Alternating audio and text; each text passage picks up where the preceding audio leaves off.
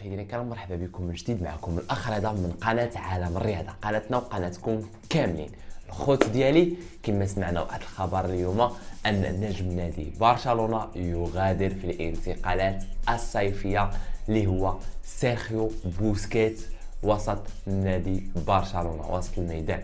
الخوت ديالي سيرخيو بوسكيت بقى معزز بحال اللي دار انيستا وتشافي وبويول وبيكي، انه قرر ينهي مسيرته مع نادي برشلونه.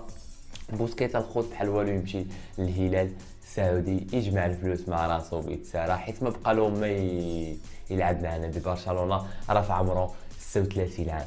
الخوت ديالي بغيتكم حتى نتوما تعطيوني رايكم على الموضوع ديال سيرخيو بوسكيت. كما سمعنا المحللين قربونا اكثر عن هذا الموضوع.